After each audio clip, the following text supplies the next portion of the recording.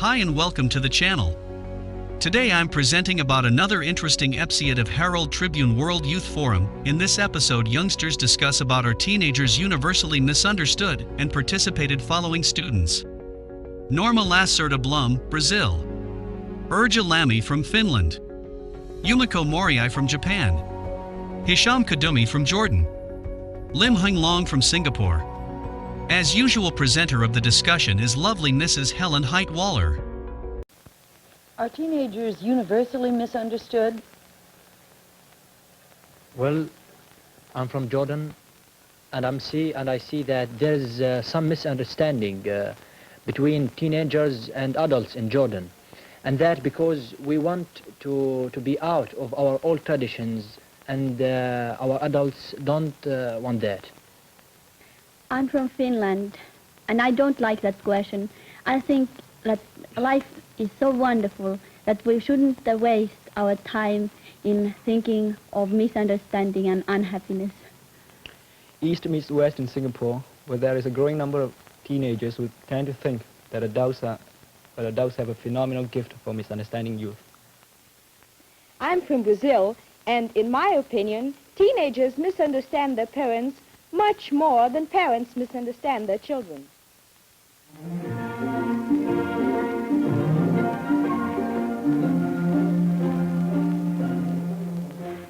This is The World We Want, presenting student delegates to the 11th Annual New York Herald Tribune Forum for High Schools, under the direction of Helen Height-Waller.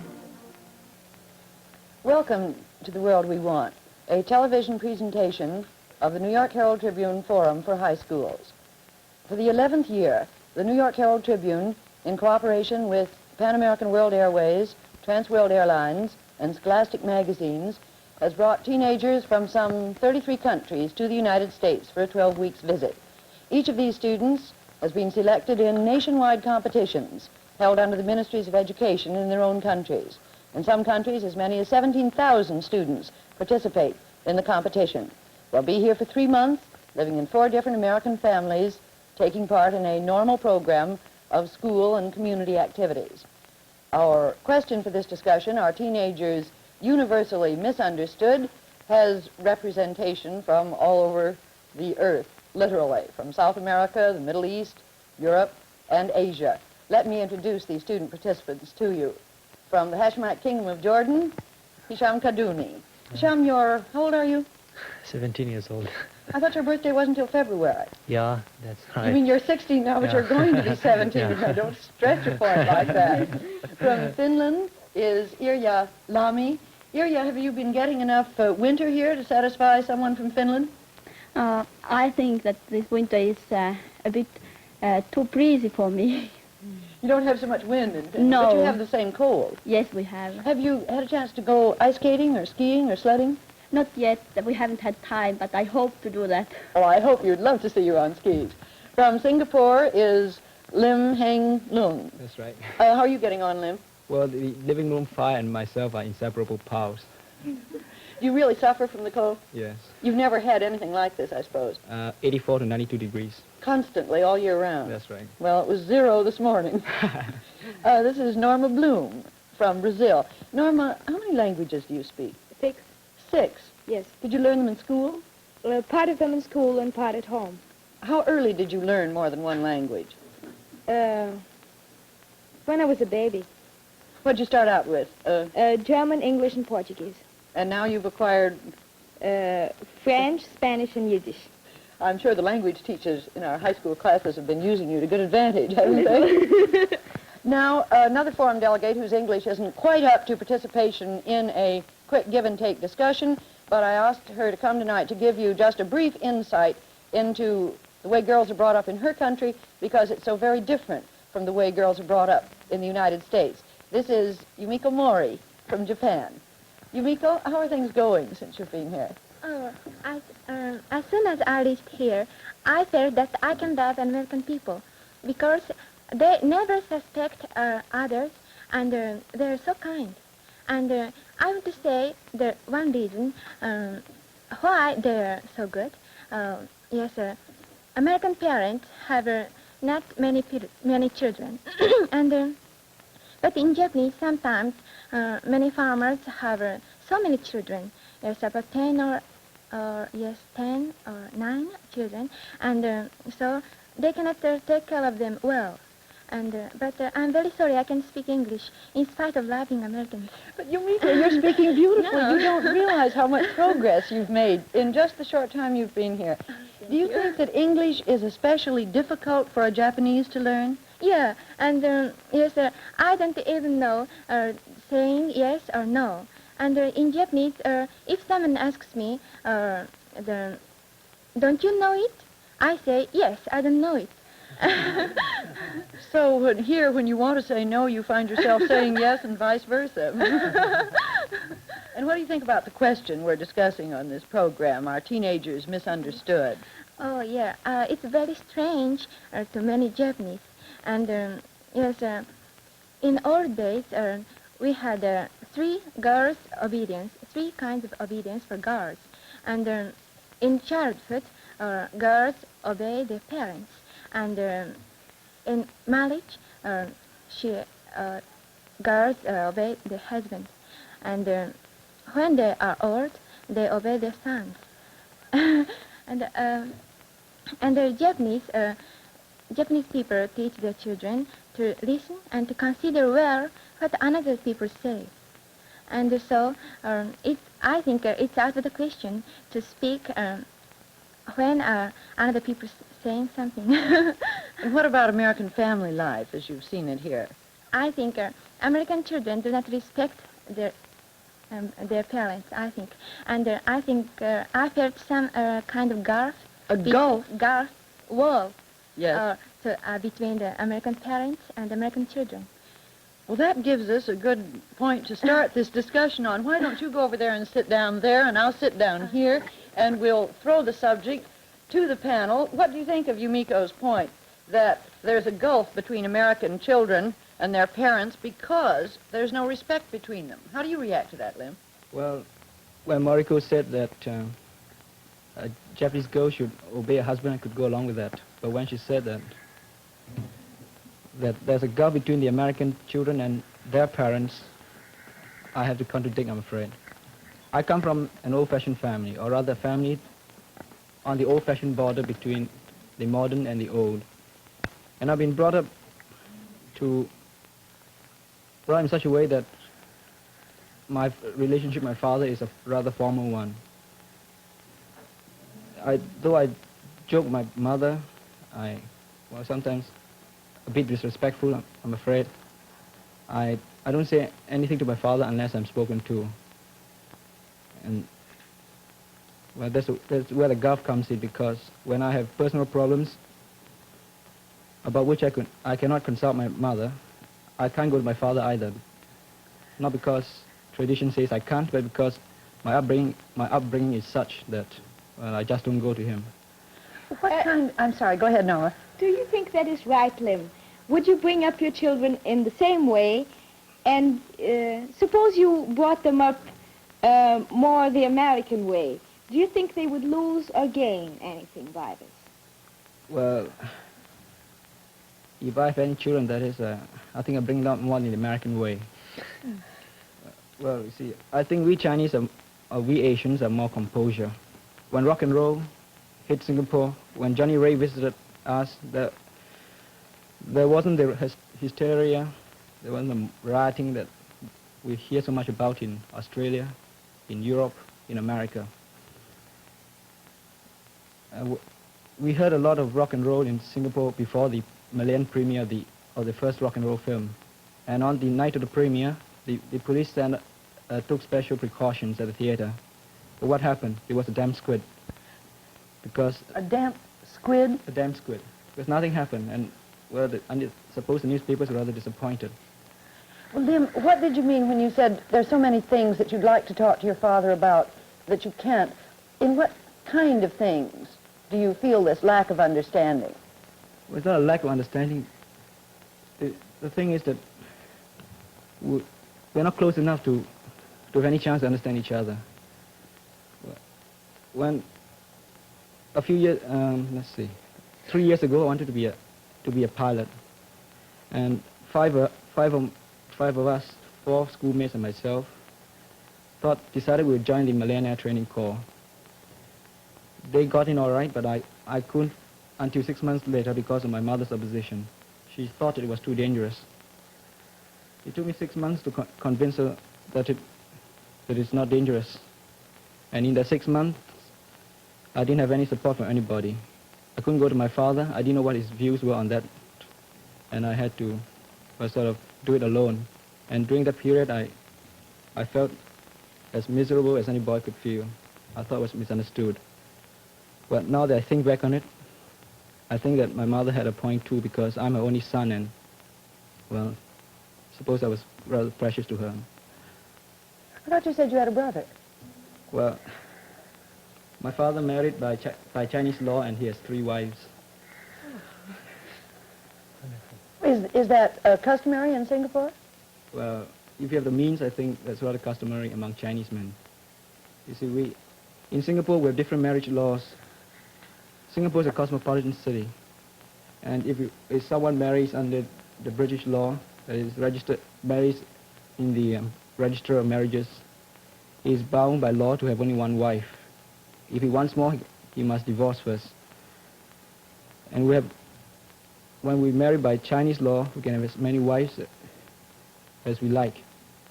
And the Muslims can marry by the Islamic law, and by the Quran, he can have as many wives as he wants, so long as he treats them equally. But I can explain here. The current order on current religious, or the Islamic religious, a man can't have as much wives as he want. There are 4 wives limited for him, and he can't take these 4 wives unless he is in critical positions. You mean unless he can treat them all equally? Not exactly. Well, how about you? Are you going to have 4 wives, Hisham? No. How many? 2. It's too early to think about it, I think. How about you, Lim? How many wives are you going to have? I think 1 is more trouble. He is a man of intelligence. Thank you. I'm glad you think so. Norma asked you, excuse me, you didn't get an answer to one question that interested me very much. When you asked if Lim raises his children not according to the old Chinese way, but the American way, Yes, what will they lose? Well, I suppose they lose most of the composure that is so characteristic of the Chinese, their philosophical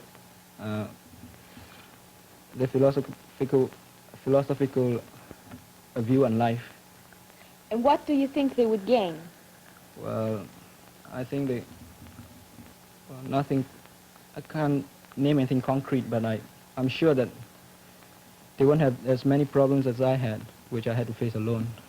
You think they will gain more love and understanding, perhaps? Well, I don't know. I think I'm old enough now to understand my father, even with this gulf between us. As for love, I think that doesn't come into question, because I do love my parents. But what they gain is a stronger individuality, I think, a more vibrant personality. Lim, one more point. Do you mind my asking, you say your father has 3 wives. Do all the wives live in the same house? We used to, but my father finds it more peaceful to have them in separate houses. By the way, I remember you sometimes saying that you feel very happy. You can really say that that kind of life you have spent has made a happy person of you. Happy person, I don't know. I'm happy at times, but I'm sure I'm not discontented. I see we have to carry the answers to Norma, Brazil. By the way, what ways usually the teenagers in Brazil use to express their respect for their fathers or for their parents? I can say that in Brazil it is much like in the United States. We have no formality between parents and children. But I think that teenagers and children in general when they're healthy and intelligent, respect their parents in their hearts, and if their parents will give them some good advice, the children will take this advice and be grateful to their parents to talk over any subject with them freely. For instance, in America here, the teenagers can call his father or mother by his first name. For instance, his first name is Jane or John or so on. He can call it by his first name. Will that happen in Brazil, for instance? This depends on the family. Personally, I can call my father by his first name, which is Bobby. I can call him Bobby or Daddy, and he is very pleased because he treats me as a friend, and he likes to be treated as a friend of mine, too. I can do the same thing. I can call my father as I want, and I'm very happy with this thing. You're leaving me with one question that I'd really like an answer for. Lim, you said that you couldn't talk to your father unless you were spoken to. Well, what happened when you won this forum competition? On clear one point, it's not that I can't talk, but the way I've been brought up, I don't do so. When I won this competition, I told my mother about it. She was very happy, and I suppose she must have told my father, because he was happy about it too, though not to me personally. He told all his friends, and he told my sisters about it. It was not until 2 weeks later that he came to me and asked me what the arrangements were for the trip and whether I heard anything from the New York Herald Tribune. Does he write? I'm sorry, Irja? I think that I have been brought up in the Chinese way because my daddy didn't. He didn't congratulate me. I know that he went and told all other people, but not me. I think fathers are somewhat alike all over the world. How about you, Father Hisham? Oh, I have to think a little. Well, my father at the first was not well informed about this trip because it was before the summer vacation, and he was informed that it will be in the summer vacation. So he carried me the exception of my school to represent it in the general examination, which will be held in the Ministry of Education in our country, you see. But after he was informed that it will begin January 1st, 1957, therefore I will lose part of my studying, you see, he became to oppose that, or to not to agree with that thing to some extent. But after some conversations between me and him, he was persuaded that it will bring benefits to me personally and to my country, because I'll get the chance to help my country and serve it in many ways. I'm fascinated still by what Irja said, that she thought in Finland she'd been brought up in a Chinese way. What other things do you feel you have in common with Lim from Singapore? I think that we have respect for our parents. I mean, I could come home after a football match and rush into the room and say that we've won, or cry in my happiness, but I think that I feel some kind of respect. I can't do that. I have to come in quietly. Well, I don't think it's a matter of respect. I think children all over the world respect their parents. I think it's the open show of deference that is important. To me as a Chinese anyway. Norma. Hisham. Go ahead. Yes, go ahead. Hisham, I want to know, at the beginning of the program, you said that teenagers in your country want to be free from your tradition. Yeah. And that your parents did not agree. Is your problem somewhat like I didn't say that. My father did. The parents in what? Jordan. The parents in general in Yes. Jordan disagree to some extent, not to be out of our traditions. But I'm not speaking about my family, I especially understand. about general. The answer another time, the question another time. Well, what are the traditions, I think Norma is asking, that young people want to be free of? The main thing which you can notice clearly about our traditions is that the parents or the adults don't allow the mixture to be widely used in our country. You mean between boys and girls? Between boys and girls. That's it. The main thing which you can notice. about our traditions. Well, do you get to go out with girls? What? Do you get to have dates with girls? Can you? No, no, at all. Very unfortunate of you. Oh. Do you think you're misunderstood on this point? And, well, I see that there must be some mixture between boys and girls, but not as widely as here in the United States. Because as I think, personally, it will lead to something bad. Well, I think that Norma and me, we understand you. Oh, yes, we do understand you completely, Hisham. Norma, you said that the relationship between children and parents was very much like it is in Brazil, here in America. Do you find that there's any way in which American teenagers are misunderstood? Well, I should say that perhaps the most brilliant students in some schools are not given some special chances, some special opportunity to develop their intelligence and their talents. They are treated as the rest of the pupils in a very average way, and I think this is very democratic, but I think it is also a waste of talents. well, I'm not so sure about that. My first whole school in Staten Island has special honors classes for the brightest students, and I think the work in those classes are well above average. I have noticed the same thing as Lim. I think it's rather good. We don't have that in Finland. In Jordan, we have it widely, that the gifted students are treated the other way as the other students. But I haven't noticed in the United States, as you spoke, you see, they treat the gifted students to some extent another way from the rest of the students, but not as widely as in your country or in his country or in her country or in my country. That's what I believe. What I find missing is a certain challenge on the part of the schools, of the teachers, Yeah, I agree to with the you. intelligence of the pupil. The pupil does not have enough, his interest is not aroused enough to make him want to learn 50 times more than somebody else. You think that Americans students that you've seen here could be learning a lot more than they are? Yes, I think so. What happens when you say that? Pardon? What happens when you say that to young people your age? Well, they're rather astonished. Of course. What were you going to say, Hisham? I'm sorry, I thought I interrupted you. Yeah, to answer or to complete my conversation with Norma, that it may be there's some challenge between boys here in the United States, but in comparison with your country, for instance, it may not be clearly seen. Yes. That's the point. But I think that there's some challenge between boys here. Do you think that teenagers here are needed enough, feel needed enough?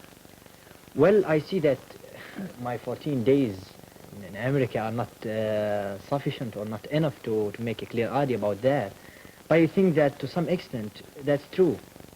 What do you think, Irja? I think that here, when you are so many people, they are rushing and rushing, and I can't understand that. But I think, for instance, my country, we are so small nation, and we have so small youth that we really feel that everybody needs us, and we are very happy of this need, because it makes us more ambitious. We really want to work for our country, and we really want to do our best. How about you, Lim? Well, personally, I think that the American children take things too much for granted. Speaking about the American students leads us to something else. What do you think? Who is more friendly? The delegates from the various countries which you met here, or the hosts, or you host in, for instance, in Harrington? Oh, they're all of them so friendly.